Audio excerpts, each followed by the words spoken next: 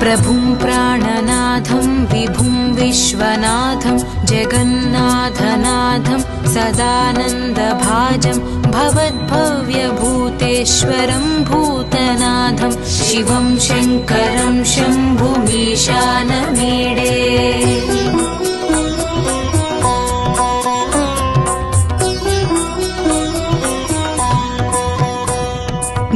गळेरुण्डमालं तनौ सर्पजालं महाकालकालं गणेशादिपालं जटाजूटगङ्गोत्तरं गैर्विशालं शिवं शङ्करं शम्भुमीशानमीडे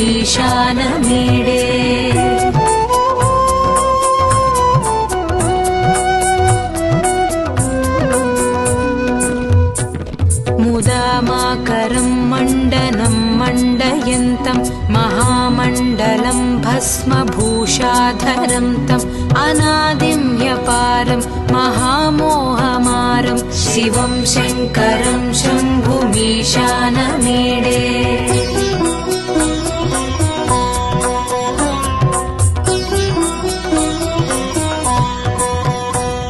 वटाधो निवासं महाटाट्टहासं महापापनाशं सदा सुप्रकाशं गिरीशं गणेशं सुरेशं महेशं शिवं शङ्करं शम्भुमीशानमीडे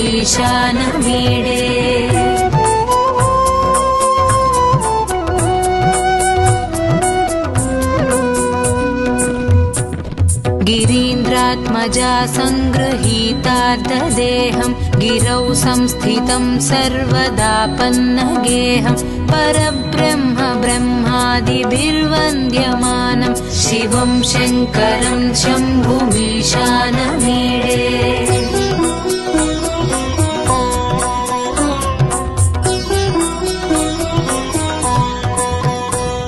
कपालं त्रिशूलं कराभ्यां दधानं पदाम्भोजनं रायकामं ददानं बलिवर्धमानं सुराणां प्रधानं शिवं शङ्करं शम्भुमीशानमीडे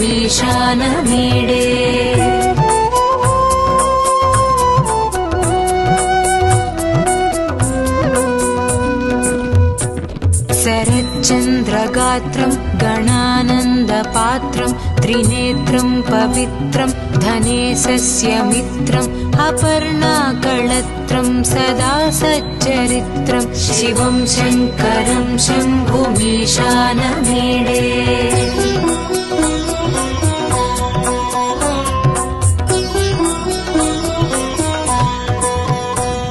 हरं सर्पहारं चिताभूविहारं भवं वेदसारं सदा निर्विकारं श्मशाने वसन्तं मनोजं दहन्तं शिवं शङ्करं शम्भुमीशानमीडे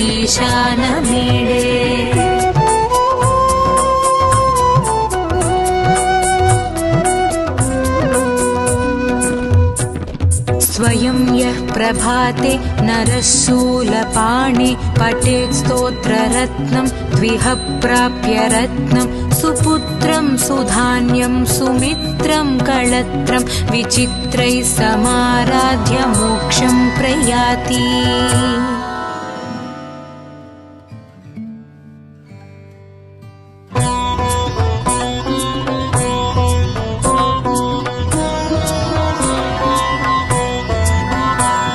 प्रभुं प्राणनाथं विभुं विश्वनाथं जगन्नाथनाथं सदानन्दभाजं भवद्भव्यभूतेश्वरं भूतनाथं शिवं शङ्करं शम्भुमीशानमीडे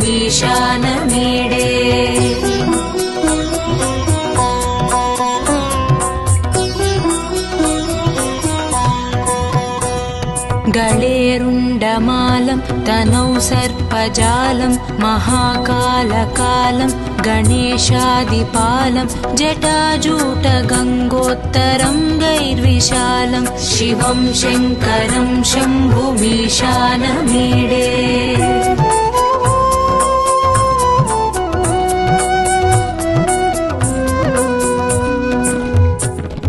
मुदामाकरं मण्डनं मण्डयन्तं महामण्डलं मङ्गलं भस्मभूषाधरं तम् अनादिं ह्यपारं महामोहमारं शिवं शङ्करं शम्भुमीशानमीडे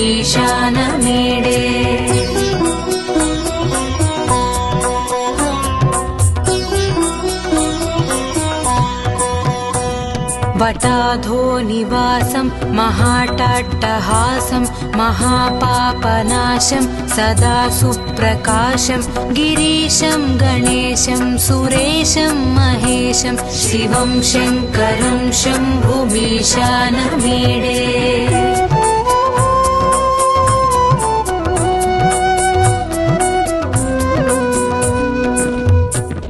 गिरीन्द्रात्मजा सङ्गृहीतार्धदेहं गिरौ संस्थितं सर्वदा पन्नगेहं परब्रह्म ब्रह्मादिभिर्वन्द्यमानं शिवं शङ्करं शम्भुमीशानमीडे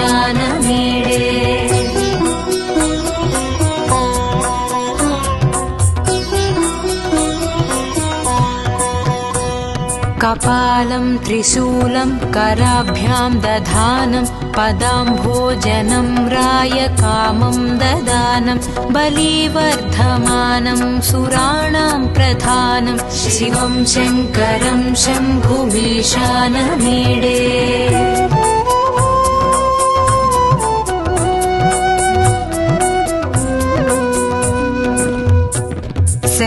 शरच्चन्द्रगात्रं गणानन्दपात्रं त्रिनेत्रं पवित्रं धनेशस्य मित्रम् अपर्णाकळत्रं सदा सच्चरित्रं शिवं शङ्करं शम्भुमीशानमीडे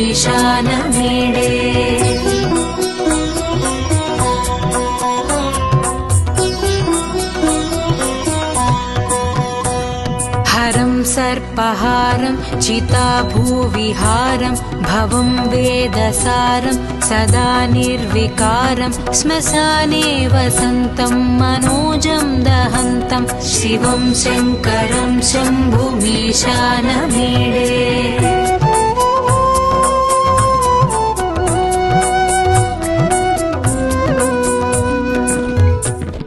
स्वयं यः प्रभाते नरः शूलपाणे पठेत् स्तोत्ररत्नं द्विह प्राप्य रत्नं सुपुत्रं सुधान्यं सुमित्रं कळत्रं विचित्रैः समाराध्य मोक्षं प्रयाति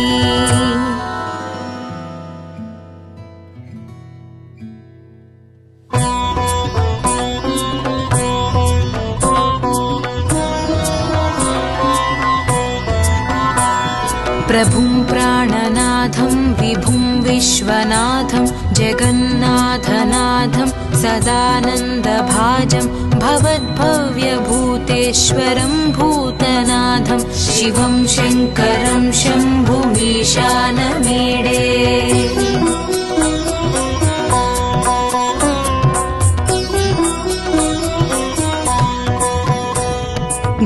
गळेरुण्डमालं तनौ सर्पजालं महाकालकालं गणेशादिपालं जटाजूटगङ्गोत्तरङ्गैर्विशालं शिवं शङ्करं शम्भुमीशानमीडे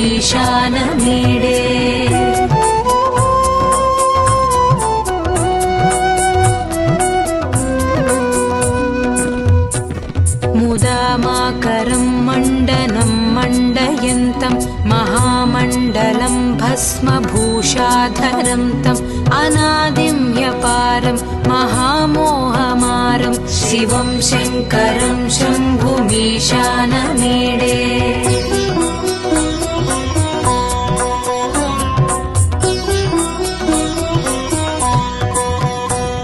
वटाधो निवासं महाटाट्टहासं महापापनाशं सदा सुप्रकाशं गिरीशं गणेशं सुरेशं महेशं शिवं शङ्करं शम्भुमीशानमीडे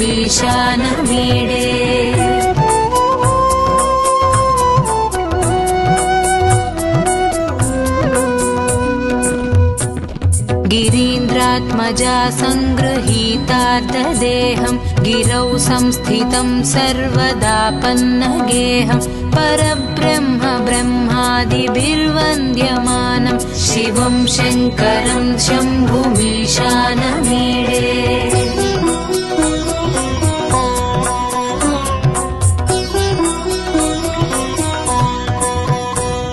कपालं त्रिशूलं कराभ्यां दधानं पदाम्भोजनं रायकामं ददानं बलिवर्धमानं सुराणां प्रधानं शिवं शङ्करं शम्भुमीशानमीडे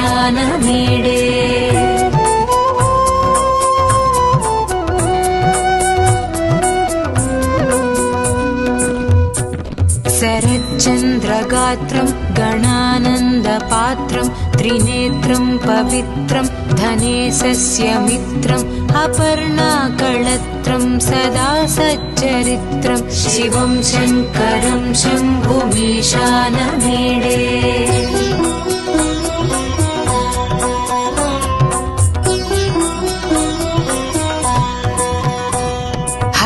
सर्पहारं चिताभूविहारं भवं वेदसारं सदा निर्विकारं श्मशाने वसन्तं मनोजं दहन्तं शिवं शङ्करं शम्भुमीशानमीडे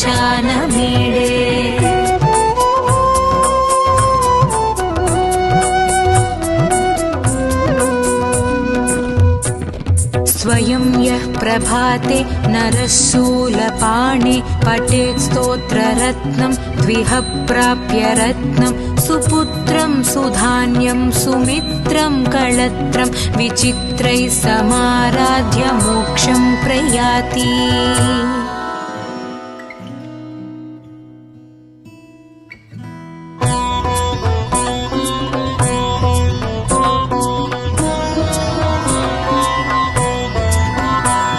प्रभुं प्राणनाथं विभुं विश्वनाथं जगन्नाथनाथं सदानन्दभाजं भवद्भव्यभूतेश्वरं भूतनाथं शिवं शङ्करं शम्भुमीशानमीडे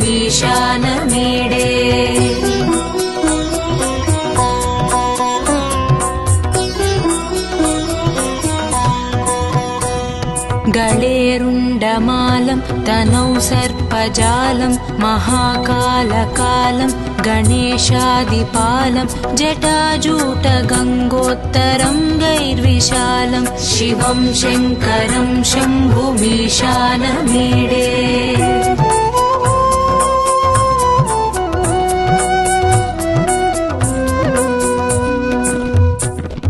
मुदामाकरं मण्डनं मण्डयन्तं महामण्डलं भस्मभूषाधरं तम् अनादिं ह्यपारं महामोहमारं शिवं शङ्करं शम्भुमीशानमीडे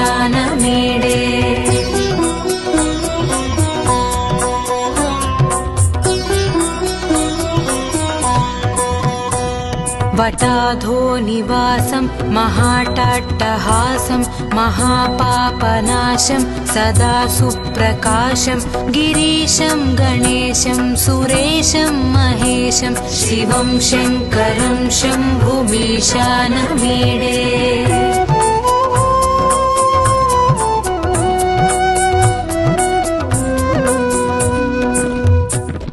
गिरीन्द्रात्मजा सङ्गृहीतार्धदेहं गिरौ संस्थितं सर्वदापन्नगेहं परब्रह्म ब्रह्मादिभिर्वन्द्यमानं शिवं शङ्करं शम्भुमीशानमीडे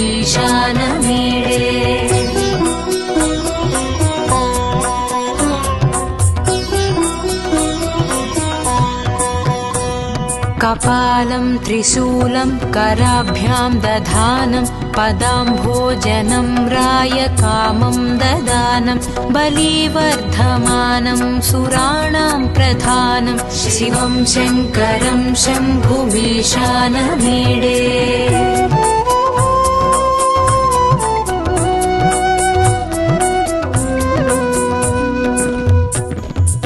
शरच्चन्द्रगात्रं गणानन्दपात्रं पात्रं त्रिनेत्रं पवित्रं धनेशस्य मित्रम् अपर्णाकळत्रं सदा सच्चरित्रं शिवं शङ्करं शम्भुमीशानमीडे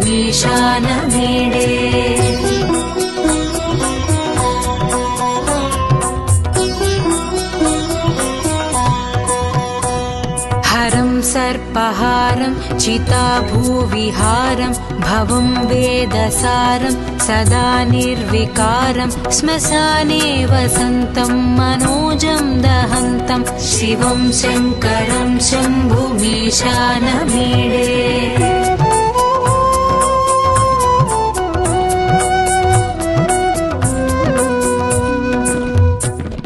स्वयं यः प्रभाते नरः शूलपाणे पठेत् स्तोत्ररत्नं द्विह प्राप्य रत्नं सुपुत्रं सुधान्यं सुमित्रं कळत्रं विचित्रैः समाराध्य मोक्षं प्रयाति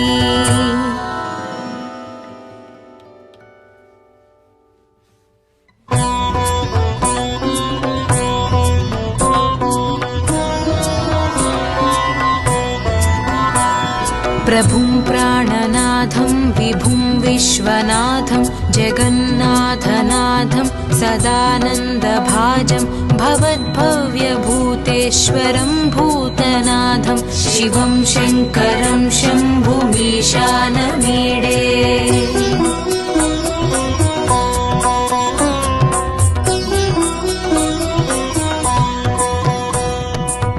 गळेरुण्डमालं तनौ सर्पजालं महाकालकालं गणेशादिपालं जटाजूटगङ्गोत्तरं गैर्विशालं शिवं शङ्करं शम्भुमीशानमीडे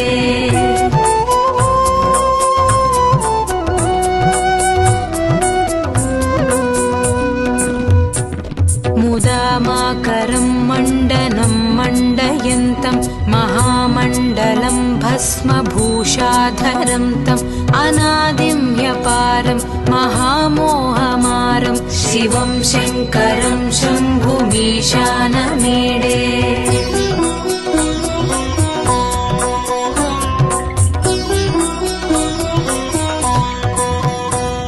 वटाधो निवासं महाटाट्टहासं महापापनाशं सदा सुप्रकाशं गिरीशं गणेशं सुरेशं महेशं शिवं शङ्करं शम्भुमीशानमीडे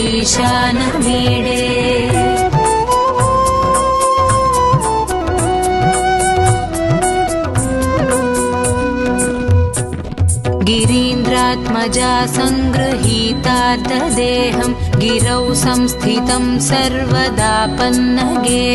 परब्रह्म ब्रह्मादिभिर्वन्द्यमानं शिवं शङ्करं शम्भुमीशानमीडे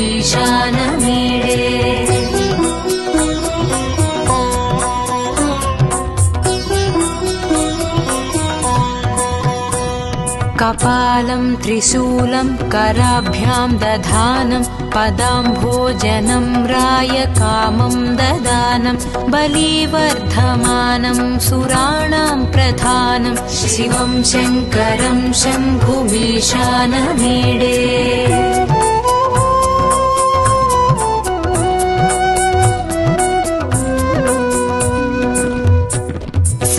शरच्चन्द्रगात्रं गणानन्दपात्रं त्रिनेत्रं पवित्रं धनेशस्य मित्रम् अपर्णाकळत्रं सदा सच्चरित्रं शिवं शङ्करं शम्भुमीशानमीडे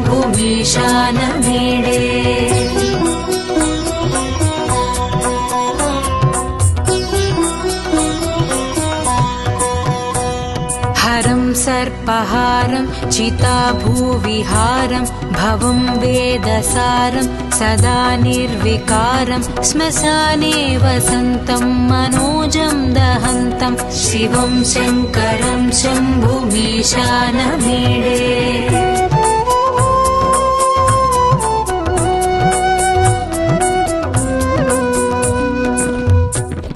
स्वयं यः प्रभाते नरः शूलपाणे पठेत् स्तोत्ररत्नं द्विह प्राप्य रत्नं सुपुत्र सुपुत्रं सुधान्यं सुमित्रं कळत्रं विचित्रैः समाराध्य मोक्षं प्रयाति।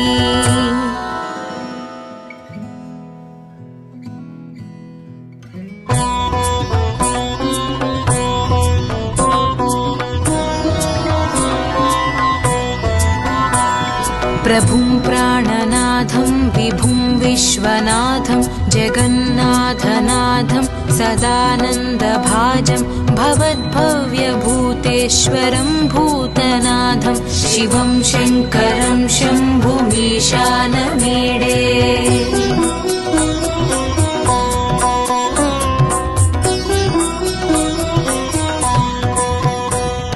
गळेरुण्डमालं तनौ सर्पजालं महाकालकालं गणेशादिपालं जटाजूटगङ्गोत्तरं गैर्विशालं शिवं शङ्करं शम्भुमीशानमीडे।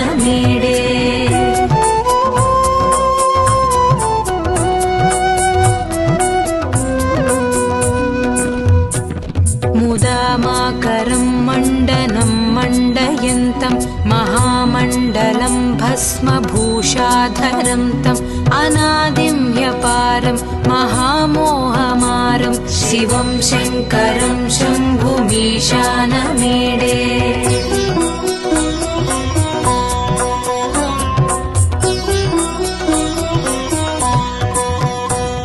वटाधो निवासं महाटाट्टहासं महापापनाशं सदा सुप्रकाशं गिरीशं गणेशं सुरेशं महेशं शिवं शङ्करं शम्भुमीशानमीडे।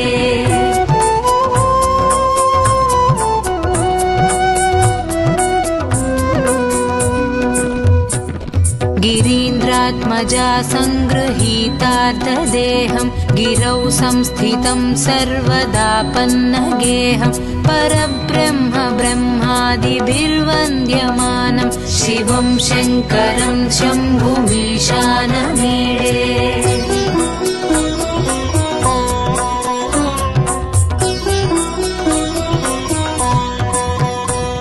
कपालं त्रिशूलं कराभ्यां दधानं पदाम्भोजनं रायकामं ददानं बलिवर्धमानं सुराणां प्रधानं शिवं शङ्करं शम्भुमीशानमीडे।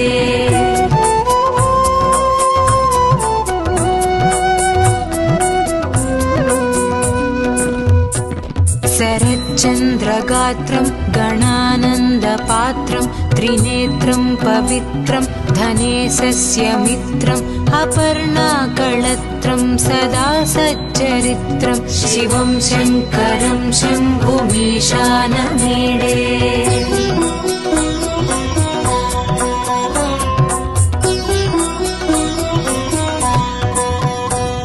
हरं सर्पहारं चिताभूविहारं भवं वेदसारं सदा निर्विकारं श्मशाने वसन्तं मनोजं दहन्तं शिवं शङ्करं शम्भुमीशानमीडे।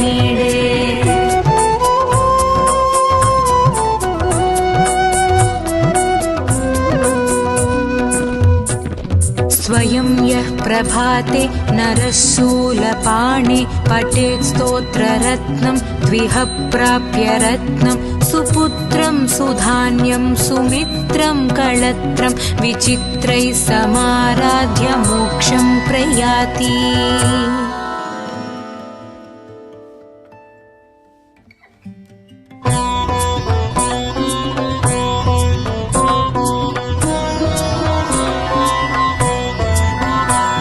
प्रभुं प्राणनाथं विभुं विश्वनाथं जगन्नाथनाथं सदानन्दभाजं भवद्भव्यभूतेश्वरं भूतनाथं शिवं शङ्करं शम्भुमीशानमीडे।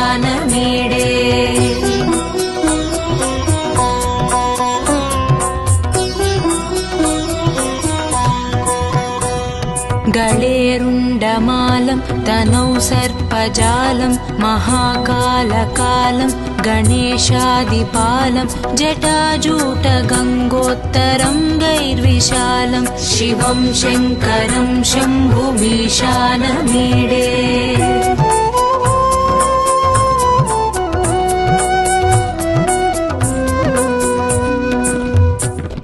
मुदामाकरं मण्डनं मण्डयन्तं महामण्डलं भस्मभूषाधरं तम् अनादिं ह्यपारं महामोहमारं शिवं शङ्करं शम्भुमीशानमीडे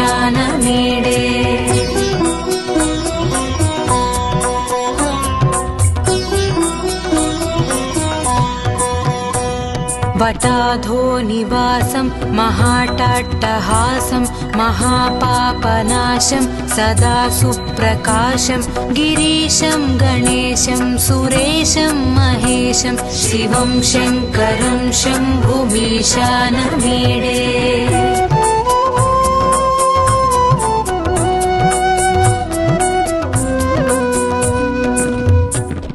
गिरीन्द्रात्मजा सङ्गृहीतार्थदेहं गिरौ संस्थितं सर्वदा पन्नगेहं परब्रह्म ब्रह्मादिभिर्वन्द्यमानं शिवं शङ्करं शम्भुमीशानमीडे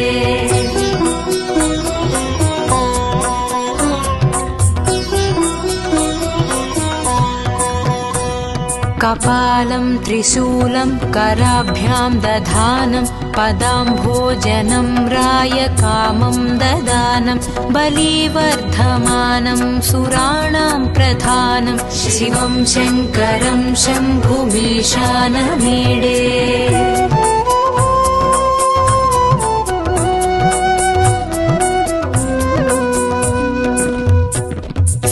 शरच्चन्द्रगात्रं गणानन्दपात्रं त्रिनेत्रं पवित्रं धनेशस्य मित्रम् अपर्णाकळत्रं सदा सच्चरित्रं शिवं शङ्करं शम्भुमीशानमीडे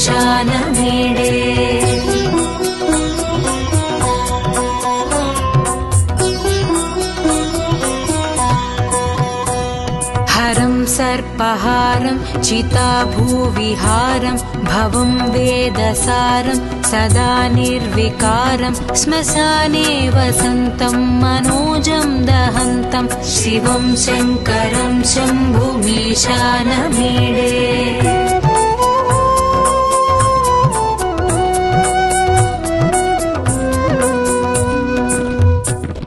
स्वयं यः प्रभाते नरः शूलपाणे पठेत् स्तोत्ररत्नं द्विह प्राप्य रत्नं सुपुत्रं सुधान्यं सुमित्रं कळत्रं विचित्रैः समाराध्य मोक्षं प्रयाति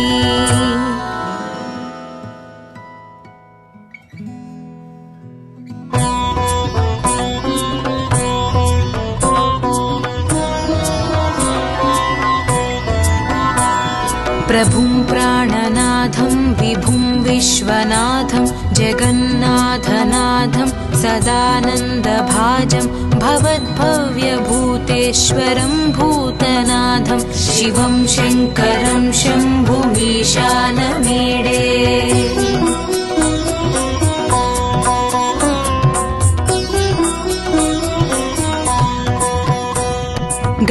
गळेरुण्डमालं तनौ सर्पजालं महाकालकालं गणेशादिपालं जटाजूटगङ्गोत्तरङ्गैर्विशालं शिवं शङ्करं शम्भुमीशानमीडे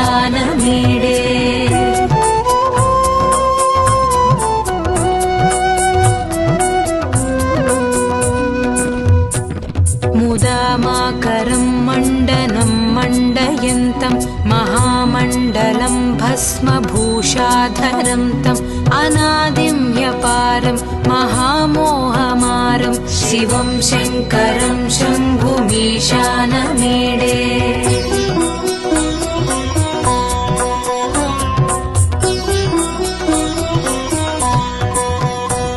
वटाधो निवासं महाटाट्टहासं महापापनाशं सदा सुप्रकाशं गिरीशं गणेशं सुरेशं महेशं शिवं शङ्करं शम्भुमीशानमीडे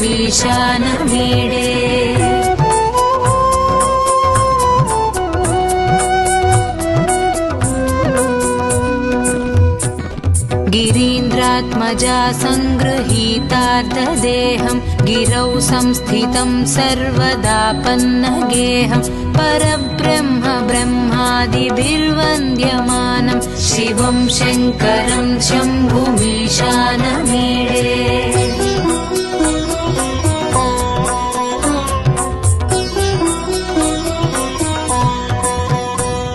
कपालं त्रिशूलं कराभ्यां दधानं पदाम्भोजनं रायकामं ददानं बलिवर्धमानं सुराणां प्रधानं शिवं शङ्करं शम्भुमीशानमीडे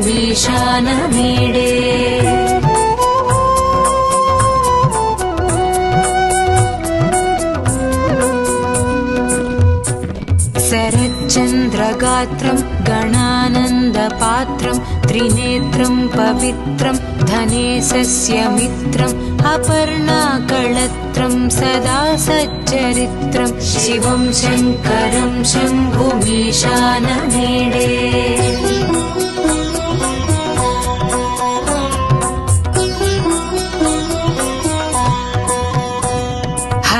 सर्पहारं चिताभूविहारं भवं वेदसारं सदा निर्विकारं श्मशाने वसन्तं मनोजं दहन्तं शिवं शङ्करं शम्भुमीशानमीडे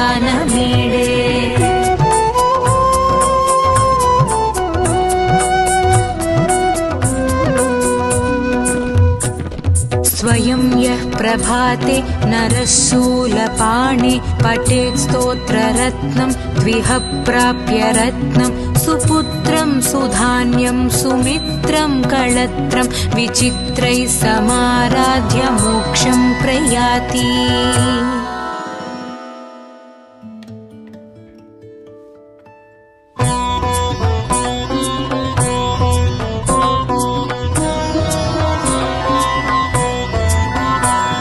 प्रभुं प्राणनाथं विभुं विश्वनाथं जगन्नाथनाथं सदानन्दभाजं भवद्भव्यभूतेश्वरं भूतनाथं शिवं शङ्करं शम्भुमीशानमीडे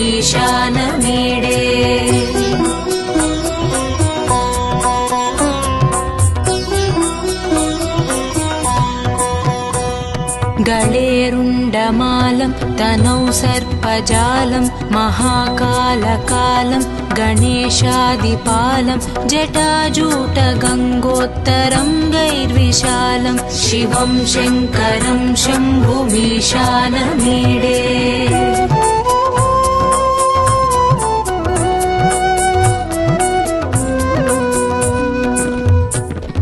मुदामाकरं मण्डनं मण्डयन्तं महामण्डलं भस्मभूषाधरं तम् अनादिं ह्यपारं महामोहमारं शिवं शङ्करं शम्भुमीशानमीडे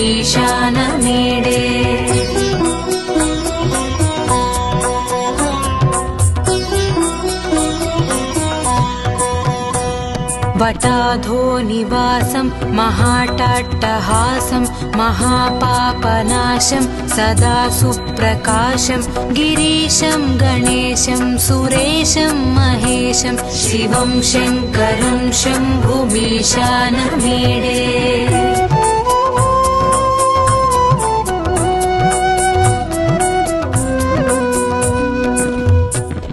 गिरीन्द्रात्मजा सङ्गृहीतार्धदेहं गिरौ संस्थितं सर्वदापन्नगेहं परब्रह्म ब्रह्मादिभिर्वन्द्यमानं शिवं शङ्करं शम्भुमीशानमीडे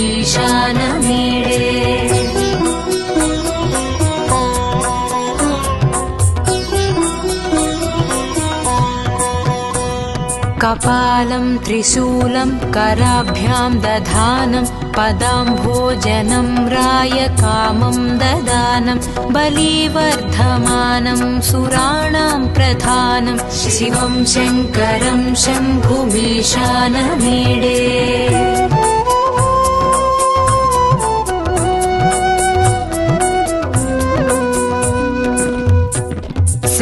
शरच्चन्द्रगात्रं गणानन्दपात्रं त्रिनेत्रं पवित्रं धनेशस्य मित्रम् अपर्णाकळत्रं सदा सच्चरित्रं शिवं शङ्करं शम्भुमीशानमीडे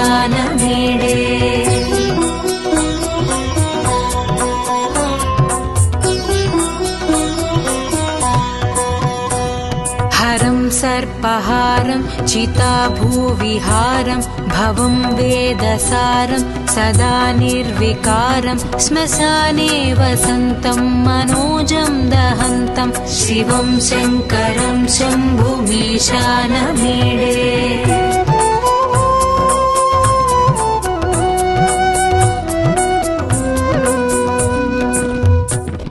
स्वयं यः प्रभाते नरः शूलपाणे पठेत् स्तोत्ररत्नं द्विह प्राप्य रत्नं सुपुत्रं सुधान्यं सुमित्रं कळत्रं विचित्रैः समाराध्य मोक्षं प्रयाति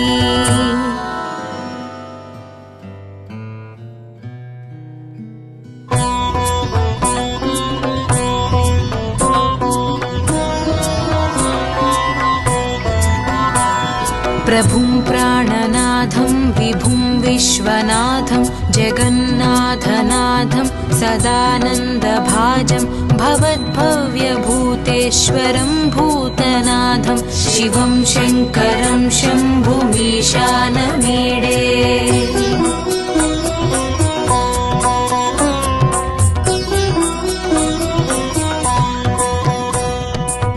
गळेरुण्डमालं तनौ सर्पजालं महाकालकालं गणेशादिपालं जटाजूटगङ्गोत्तरं गैर्विशालं शिवं शङ्करं शम्भुमीशानमीडे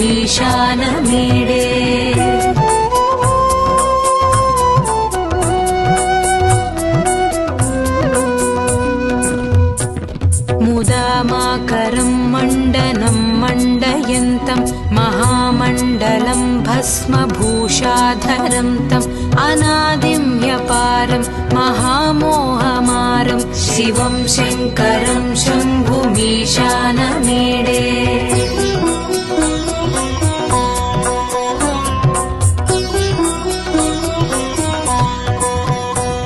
वटाधो निवासं महाटाट्टहासं महापापनाशं सदा सुप्रकाशं गिरीशं गणेशं सुरेशं महेशं शिवं शङ्करं शम्भुमीशानमीडे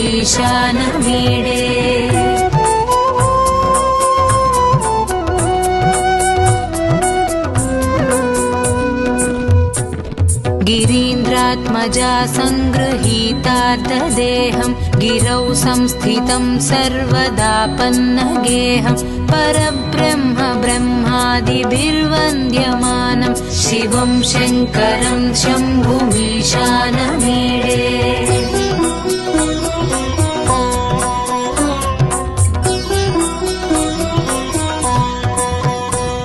कपालं त्रिशूलं कराभ्यां दधानं पदाम्भोजनं रायकामं ददानं बलिवर्धमानं सुराणां प्रधानं शिवं शङ्करं शम्भुमीशानमीडे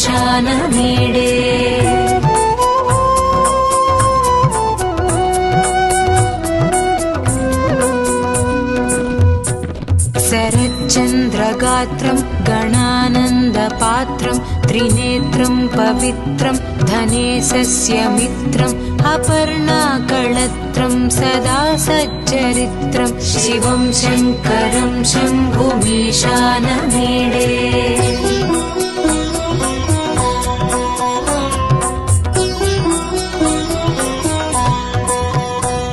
हरं सर्पहारं चिताभूविहारं भवं वेदसारं सदा निर्विकारं श्मशाने वसन्तं मनोजं दहन्तं शिवं शङ्करं शम्भुमीशानमीडे।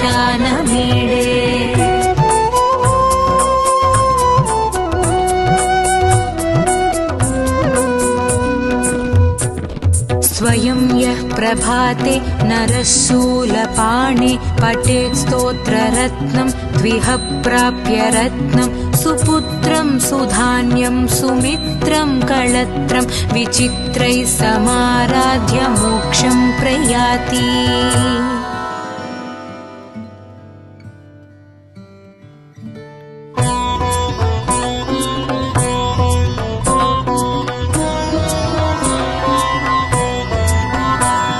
प्रभुं प्राणनाथं विभुं विश्वनाथं जगन्नाथनाथं सदानन्दभाजं भवद्भव्यभूतेश्वरं भूतनाथं शिवं शङ्करं शम्भुमीशानमीडे।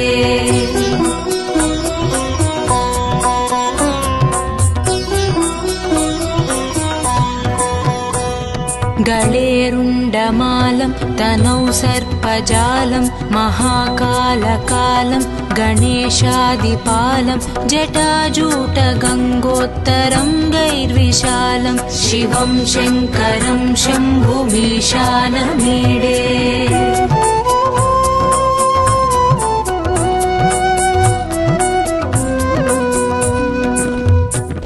मुदामाकरं मण्डनं मण्डयन्तं महामण्डलं भस्मभूषाधरं तम् अनादिं ह्यपारं महामोहमारं शिवं शङ्करं शम्भुमीशानमीडे।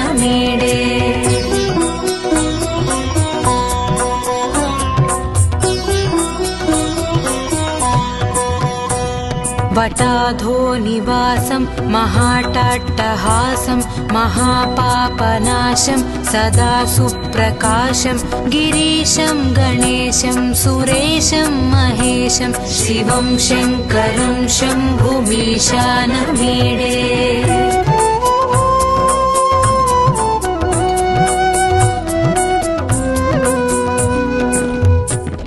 गिरीन्द्रात्मजा सङ्गृहीतार्धदेहं गिरौ संस्थितं सर्वदा पन्नगेहं परब्रह्म ब्रह्मादिभिर्वन्द्यमानं शिवं शङ्करं शम्भुमीशानमीडे।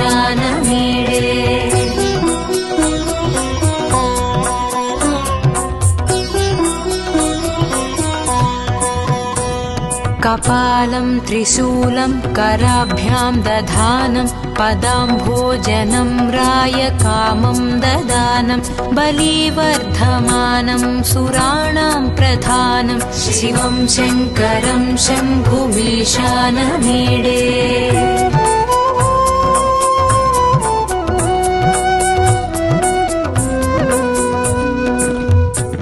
शरच्चन्द्रगात्रं गणानन्दपात्रं त्रिनेत्रं पवित्रं धनेशस्य मित्रम् अपर्णाकळत्रं सदा सच्चरित्रं शिवं शङ्करं शम्भुमीशानमीडे।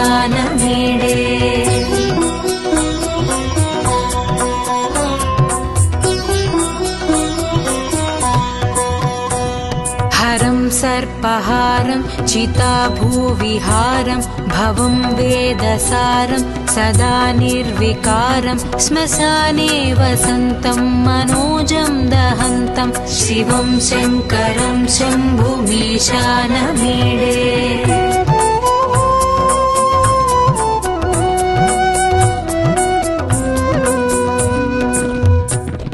स्वयं यः प्रभाते नरः शूलपाणे पठेत् स्तोत्ररत्नं द्विह प्राप्य रत्नं सुपुत्रं सुधान्यं सुमित्रं कळत्रं विचित्रैः समाराध्य मोक्षं प्रयाति।